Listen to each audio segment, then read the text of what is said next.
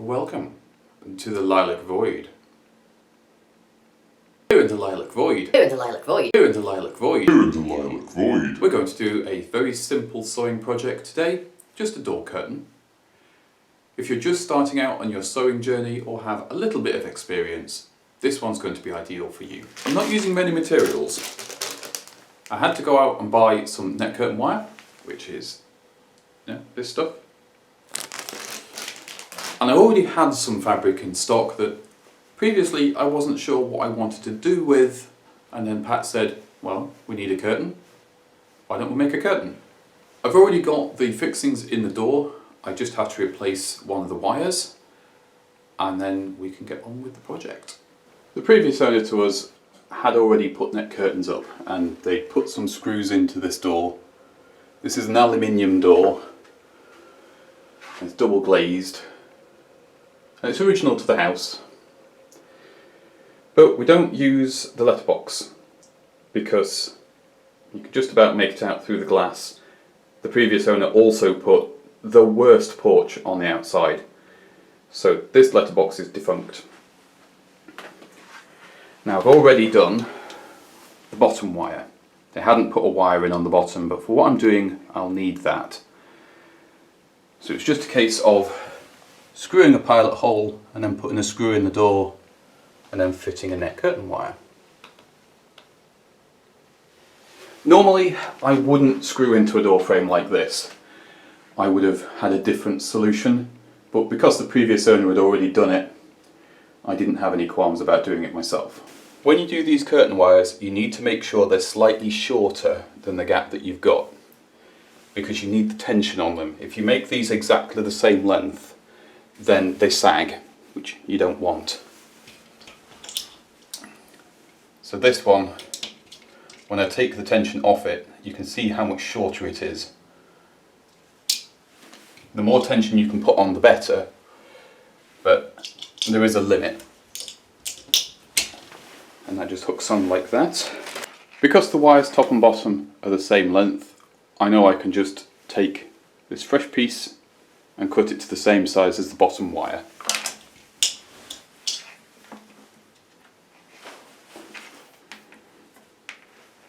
So you want to make sure your ends are lined up.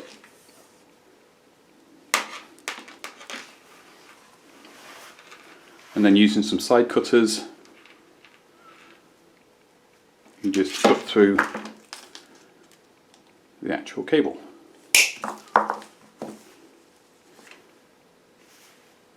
Like so. Can't really show you on camera, but this is effectively a metal spiral inside a plastic sheath, and that's what allows you to screw the end pieces in. You're normally provided with hooks and eyes like this, and you put either the hook or the eye into the wall or the door or whatever you're putting it into, and then the other into the wire. I've used screw heads because, well, that's how it's been done, so I'll only be using the hooks for this one. All you do is pop the screw in the end and you literally just screw it in like that.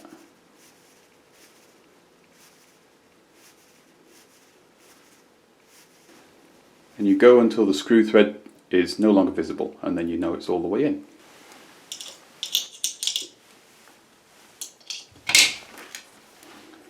There you go. We'll start on the top wire, and you will need some pins. Probably not this many. You will also need your fabric, and I'm using this machine embroidered net curtain stuff because that's what I have. For the fabric, you need about twice the width of your wire. So for example, if your wire is 20 centimeters, you want 40 centimeters of fabric. That's maths, that is. So if I fold that in half, you can see it's about the same length, because you do need some gather for doing this.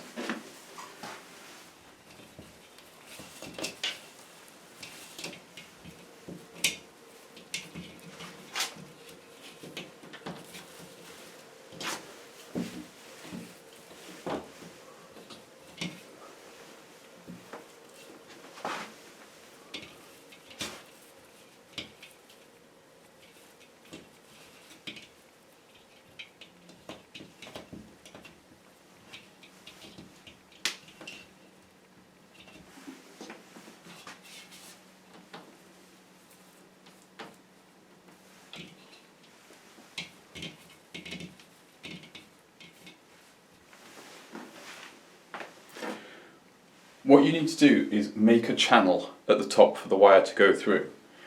You don't want to make it really tight, you want it to be fairly loose. I usually aim for between 1 inch and 2 inches on the actual depth. I'll pin this in place just loosely.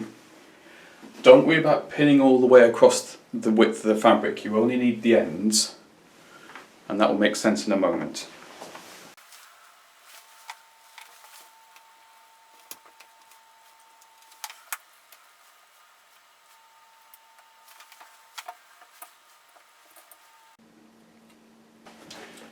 I'm just putting some extra pins in to stop this from falling off.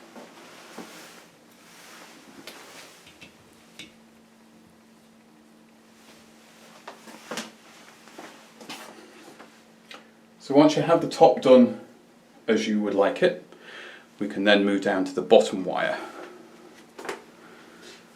The reason for pinning the top first and then coming down to the bottom wire is, rather than measuring the fabric, if you allow it to drape, if the fabric has any stretch at all, that's going to hang out and you're going to get a nicer fit.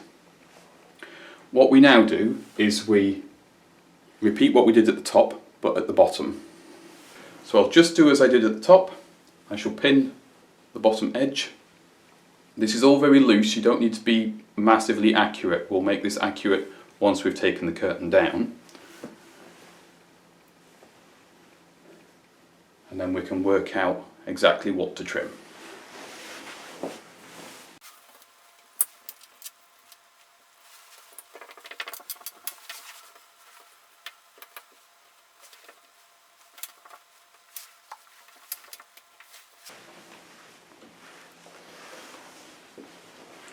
As with the top, I've just put a few extra pins in to hold everything in place. The goal really is just to make sure everything's nice and even. You don't want to put this under massive amounts of tension.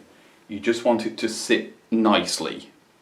Once we take this off, we can then measure what the fabric lengths are for where we've pinned, and then we'll know where to trim. If you can, find somewhere to lay this out flat, because it will make the next bit easier. Once you've got everything laid out and all your pins evened out properly, you can check how straight the fabric is. Now, I already know that this edge wasn't cut straight, that's just how it came to me. That edge is much better, although again not perfect. I measured from my top pin down to my bottom pin, and I compared that to the measurement on the door, which was 71.5 inches. Between top and bottom wires. It was the same on the fabric. So then you can take all of the pins out in the middle and even out your edge, because you want these edges to be nice and straight for the shape that we're doing anyway. And then I'm going to trim this down and we'll hem that over. I'll show you how to do that in a moment. And I'm going to trim off the excess fabric first so they don't have this big wedge thing going on that it's got at the moment. With the edge all trimmed nice and straight, the next job is to pin this and make it ready for sewing. With the edge all trimmed, we can now pin this hem and get it ready to sew. It can help to iron the fabric, but unfortunately I'm pretty sure this is a nylon or a polyester. It's not going to iron, it may melt. That's quite common with nets. So instead I'm just going to have to rely on sewing it, and then the tension it's under will keep everything nice and smart. These pins are just to mark where everything is, keep everything in place. And then to do your hem, all you do is fold about a finger's width of the fabric underneath,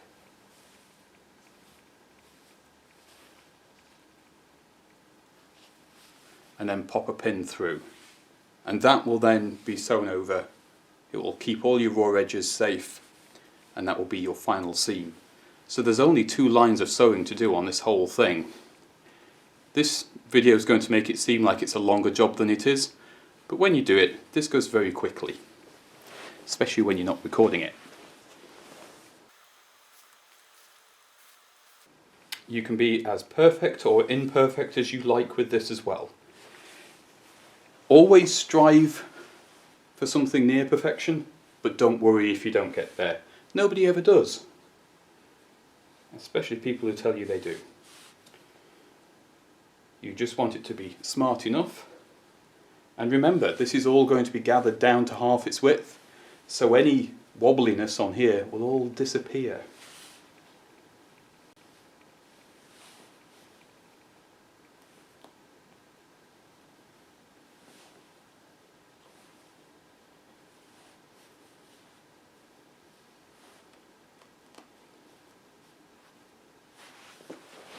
All pinned and ready to sew. It's all pinned and ready to sew, but I'm going to have to pin it again because I've made a very silly mistake, so be aware of this one. For some reason, I hadn't noticed that this is a one-sided fabric. So this is your fancy side of the embroidery, and this isn't. And for some reason I thought that was the fancy side. That's the back of it. So all I need to do is, where I've pinned it here, I just need to put this round the other side of the fabric. It's easy to do, but if you're using a one-sided fabric, and a lot of fabrics are, just be careful that doesn't catch you out. Normally with nets, it doesn't matter which side is facing out, they're the same on both sides. But because this one's an embroidered fabric, it has a good side and a bad side.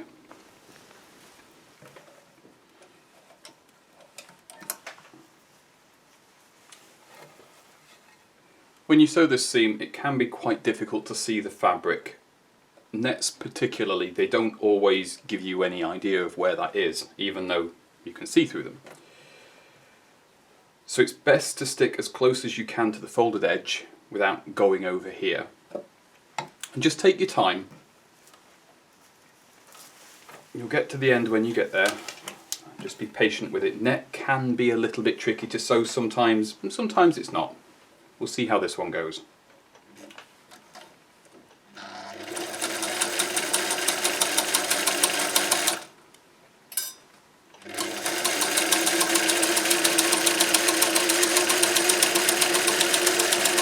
You might find as you're sewing that you need to assist the fabric going through. Net can tend to bunch up a little bit and cause the machine a bit of a problem. This one's doing that a little bit, but not too much.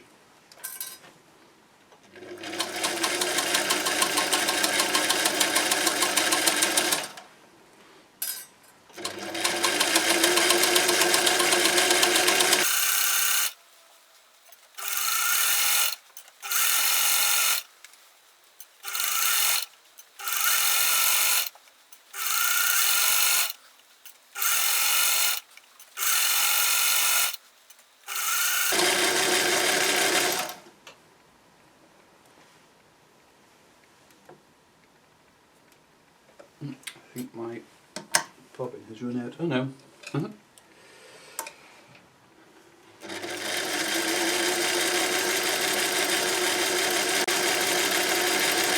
Oh no, it has. How annoying.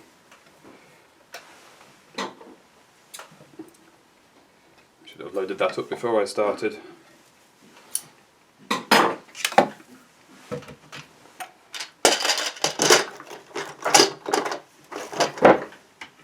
Now then, when it comes to colour matching, I'm just picking colours out that are in this net already. So I've got a choice of dark green, black, red and white. And rather than unthreading all the red to wind a new one of these, I'm just going to use a black one I've already got.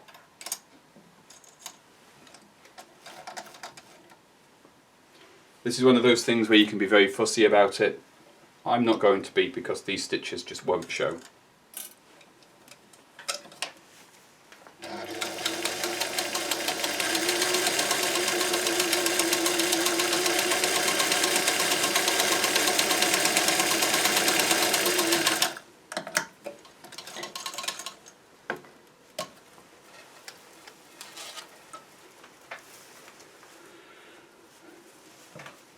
Just repeat that for the other side.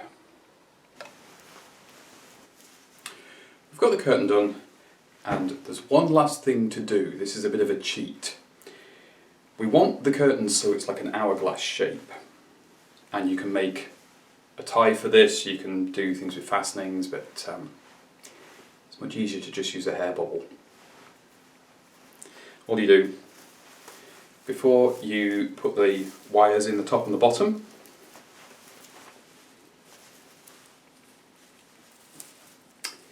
you thread the fabric into the hair bubble.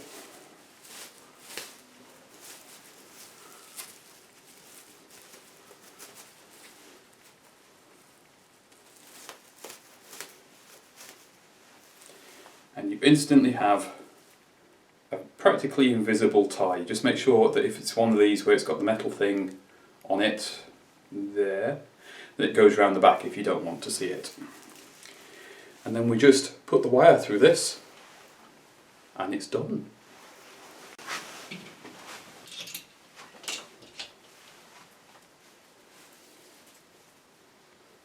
Make sure as well that you got it the right way round when you actually put it up. Don't want to repeat of earlier, do we?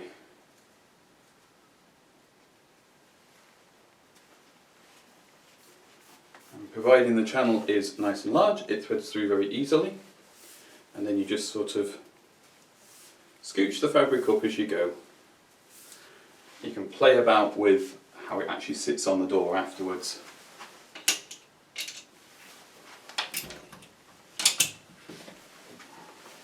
I have a couple of loose threads to deal with, and then we'll get it laid out properly.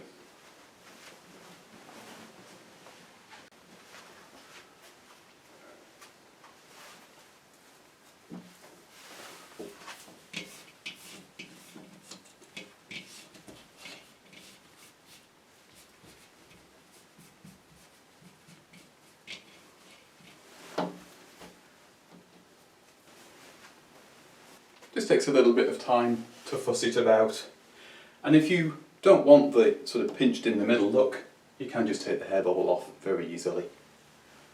Let's have a proper look.